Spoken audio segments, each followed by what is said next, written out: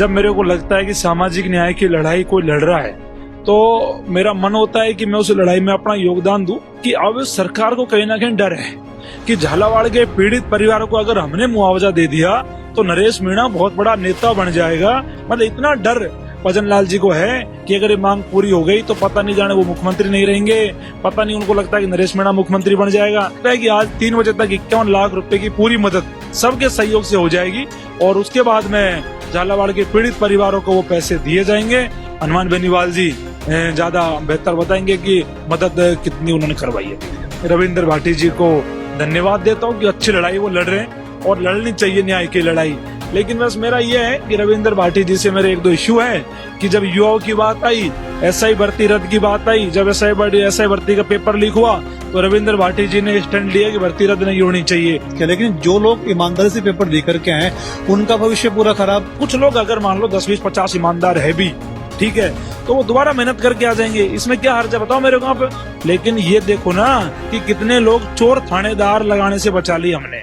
पिछले कुछ समय की अगर बात कर लें तो जयपुर में जब भी कोई विरोध होता है तो एक शख्स का नाम है वो काफी ज्यादा सुनने को मिलता है और वो है मनोज मीणा।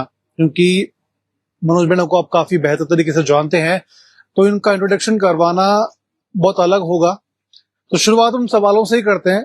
मनोज, बात कर लें पिछले दिनों लगातार जब भी विरोध देखने को मिले, चाहे हनुमान बेनीवाल का हो, नरेश मीणा का हो, चाहे अदर कोई विरोध हो, हमेशा आपका जिक्र होता है, आपका चेहरा वहां पर दिखता है। देखो ऐसा है, जब मेरे को लगता है कि सामाजिक न्याय की लड़ाई कोई लड़ रहा है तो मेरा मन होता है कि मैं उस लड़ाई में अपना योगदान दूं। और चाहे एसआई भर्ती का मामला हो, उसमें हम 4 साल से लड़ रहे थे। बाद में हनुमान जी हमारे साथ में आए और उनके साथ कंधे से कंधा मिलाकर हमने लड़ाई लड़ी। उन्होंने उस आंदोलन को हमारे साथ लीड करा। उसके बाद में झालावाड़ वाला मामला हुआ। झालावाड़ के पीड़ित परिवारों के प्रति मेरी हमदर्दी है, मेरी भावना है कि उनको संबल मिले, उनको मुआवजा मिले। और वो लड़ाई को नरेश मीणा लड़ रहे थे तो मेरे को लगा कि नरेश मीणा अगर इस लड़ाई को लीड कर रहे हैं और हमारे लेवल पे अगर हम इस लड़ाई में कुछ योगदान दे सकते हैं, कुछ हमारे हिसाब से अगर कुछ इसमें संघर्ष कर सकते हैं तो हमें करना चाहिए। वहां भी हम खड़े हुए। जहां भी मेरे को लगता है कि अगर कोई न्याय की उम्मीद लगा रहा है मनोज मीणा से तो मनोज मीणा वहां पहुंच जाता है। मैं कभी कोई जात, कोई धर्म, कोई व्यक्ति ये नहीं देखता कि कौन इस मुद्दे को उठा रहा है, कौन इस मुद्दे को लड़ रहा है, किस जाति का है, किस धर्म का है। बस मुद्दा न्याय संगत होना चाहिए, मुद्दा न्याय का होना चाहिए। तो मेरा स्वभाव ऐसा हो गया कि अगर कहीं भी कोई को न्याय की जरूरत है तो मनोज मीणा खड़ा मिलेगा। मनोज, अगर बात करें जो कि नरेश मीणा का जिक्र आपने किया है, हनुमान बेनीवाल का जिक्र किया है, पिछले लगभग 15 दिनों से लगातार नरेश मीणा है अनशन कर रहे हैं, उससे पहले से भी विरोध कर रहे थे।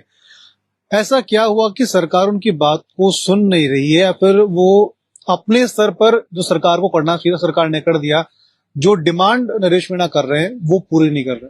देखो ऐसा है कि अब सरकार को कहीं ना कहीं डर है कि झालावाड़ के पीड़ित परिवारों को अगर हमने मुआवजा दे दिया तो नरेश मीणा बहुत बड़ा नेता बन जाएगा। नरेश मीणा का कद राजस्थान में बढ़ जाएगा।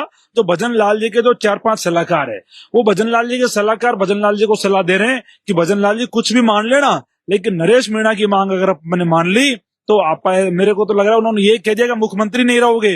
मतलब इतना डर भजन लाल जी को है कि अगर ये मांग पूरी हो गई तो पता नहीं जाने वो मुख्यमंत्री नहीं रहेंगे। पता नहीं उनको लगता है कि नरेश मीणा मुख्यमंत्री बन जाएगा। लेकिन वो डरे हुए हैं, वो बहुत सहमे। डरे हुए कैसे? क्योंकि अगर बात कर ले, नरेश से मेरा जिक्र पहले भी हुआ था, नरेश के भी जब हमारा इंटरव्यू हुआ था उन्होंने बोला था कि कुछ नेता हैं जो लगातार विरोध कर रहे हैं नरेश मीणा को लेकर के। तो मुख्यमंत्री का जिक्र यहाँ पर कहाँ है? मुख्यमंत्री को लेकर तो लगातार वो पॉजिटिव बात कहते हैं। अब आप नरेश भाई से जाके अगर बात करोगे तो मेरे को नहीं लगता कि नरेश भाई भजन लाल जी के लिए पॉजिटिव बात बोलेंगे। जो व्यक्ति 15 दिन से सत्याग्रह कर रहा है, आमरण अनशन पे बैठा है और वो लगातार मांग कर रहा है कि झालावाड़ के पीड़ित परिवारों को न्याय मिले, और वो व्यक्ति थोड़ी सी संवेदना नहीं जता पाया, वो व्यक्ति झालावाड़ जा नहीं पाया, वो व्यक्ति मुआवजे की बात कर नहीं पाया, तो मेरे को तो नहीं लगता कि नरेश भाई ये कहेंगे कि माननीय मुख्यमंत्री भजन लाल जी अच्छा कार्य कर रहे हैं। हाँ, पहले जब वो समरावता वाला मामला था उस समय वो जेल में थे तो उस समय सारी चीजें उनकी जानकारी में नहीं थी, तो उनको कुछ लोगों ने ऐसा कह दिया होगा कि भजन लाल जी ने बहुत मदद करी है। लेकिन मैं तो उस समय भी भजन लाल जी कोई मदद नहीं मानता था। मैंने आपसे उस समय भी कहा था अगर भजन लाल जी उससे मदद कर दे तो भजन लाल जी अगर जो उससे मदद हुई होती तो नरेश मीणा को ये बताओ 8 महीने छूटने में कैसे लगते, बताओ मेरे को, नहीं लगते ना साहब।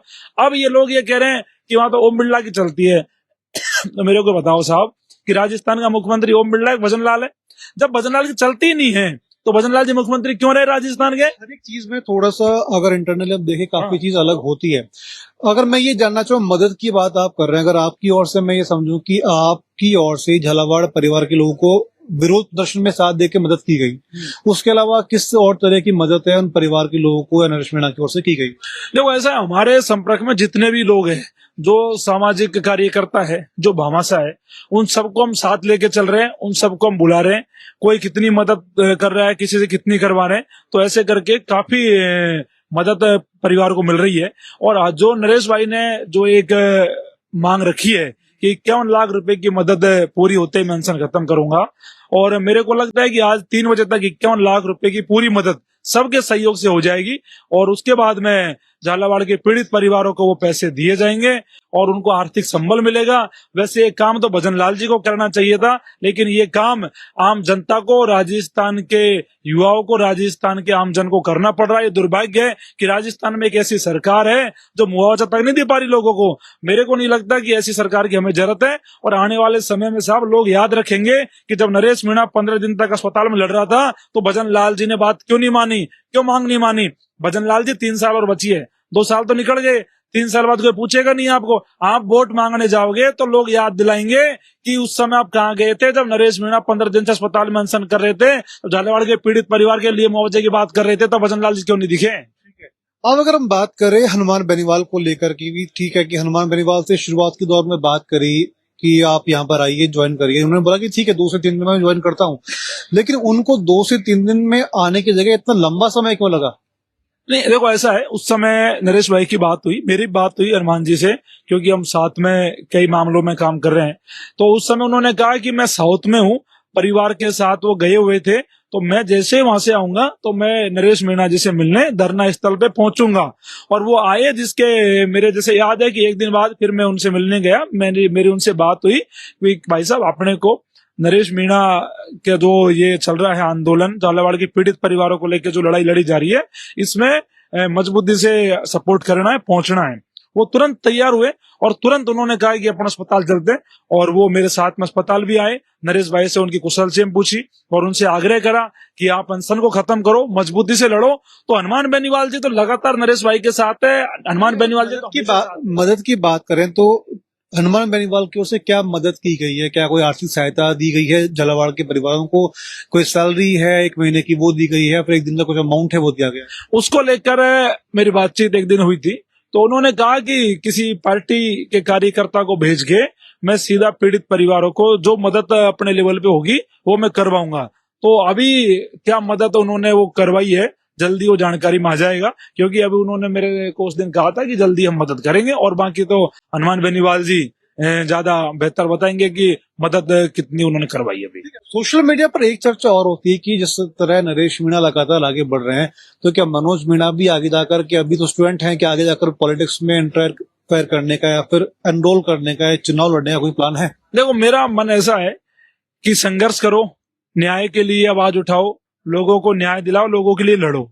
उस काम में मेरे को मजा आ रहा है आज, और वही काम मैं सड़कों पे कर रहा हूँ। और वो तो आने वाला समय तय कर लेगा, जनता तय कर लेगी, लोग तय कर लेंगे कि आगे भाई कब चुनाव लड़ना होगा, कब क्या करना होगा।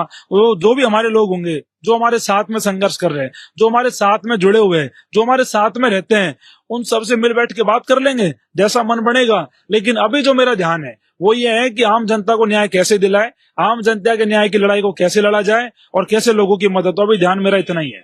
बात कर ले, हनुमान बेनीवाल का समर्थन आप करते हैं, नरेश मीणा का समर्थन आप कर रहे हैं, ओरण मामले पे जहां पर रविंद्र सिंह भाटी लगातार विरोध कर रहे हैं, तो क्या उनका भी समर्थन करने या उनके साथ आप विरोध को ज्वाइन करने हो जाएंगे? देखो ओरण का मुद्दा अच्छा है, और वो जो बात कर रहे हैं जंगल पर्यावरण को बचाने की, और उसको वहां पे जो इश्यूज है उनको लेकर, वो अच्छी बात है। उसके लिए मैं रविंद्र भाटी जी को धन्यवाद देता हूँ कि अच्छी लड़ाई वो लड़ रहे हैं, और लड़नी चाहिए न्याय की लड़ाई।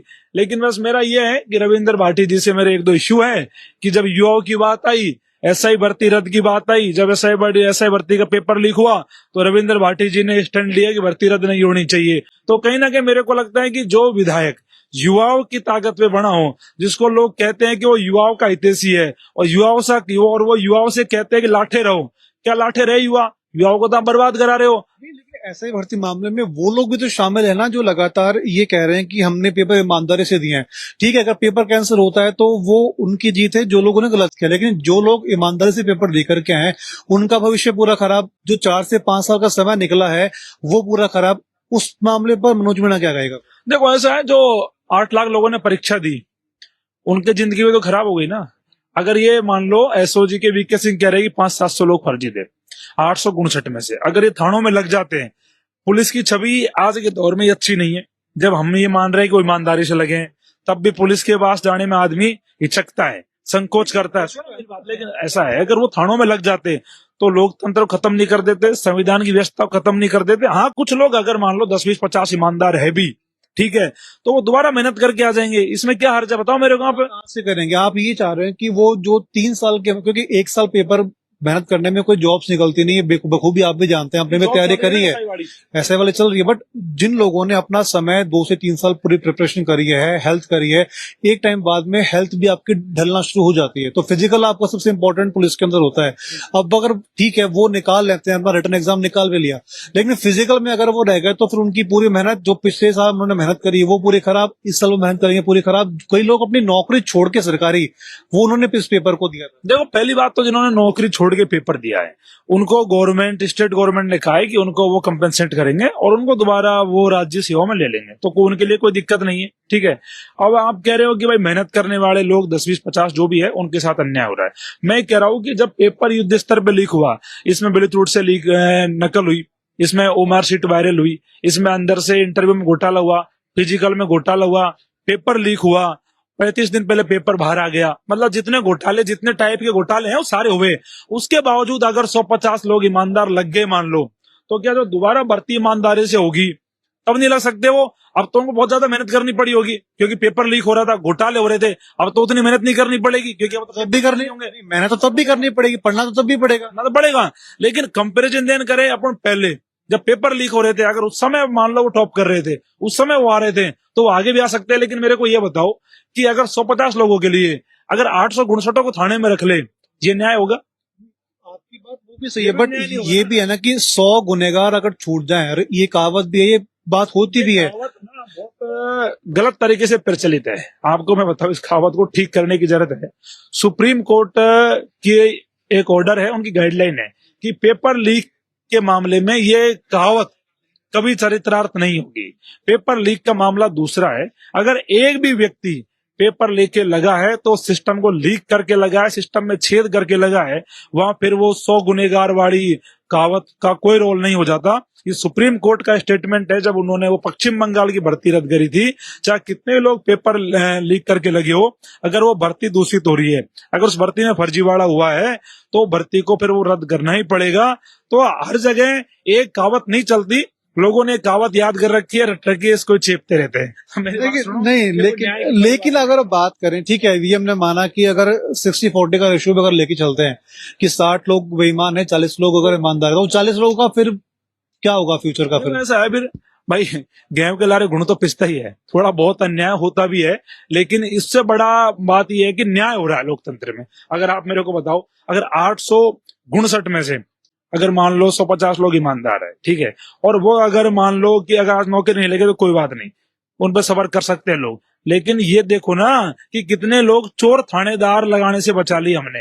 नहीं, वो अगर लग जाते थानों में, कैसे लूटते, ना एफआईआर लिखते, हर चीज का पैसा मांगते, ब्लैकमेलिंग करते लोगों को, लोगों का मानसिक शोषण करते। तो ये तो बहुत बड़ी लड़ाई हमने लड़ी है, और जिससे जो भी फर्जी थे उनको घर बैठाया है। मैं कह रहा हूँ, राजस्थान के इतिहास में इससे बड़ी कोई लड़ाई नहीं है। हमने राजा महाराजाओं के युद्ध तो देखे नहीं है, लेकिन जो ये लड़ाई भ्रष्टाचार के खिलाफ लड़ी, पेपर माफिया के खिलाफ लड़ी, ये लड़ाई किसी राजा महाराजाओं के युद्ध से कम नहीं है आज के दिन में।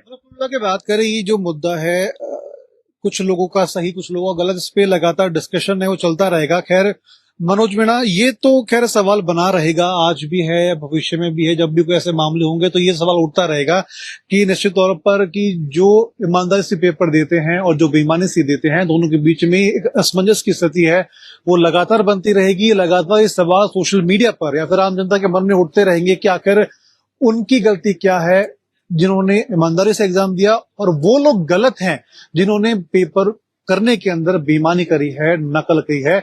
इस असमंजस की स्थिति लगातार है, वो भविष्य में बनती रहेगी या फिर नहीं बनेगी, तो पेपर लीक के घटनाक्रमों के अंदर या उस समय आगे वाले जो घटनाक्रम होंगे तब इस बारे में पूरी जानकारी है निकल कर सामने आएगी।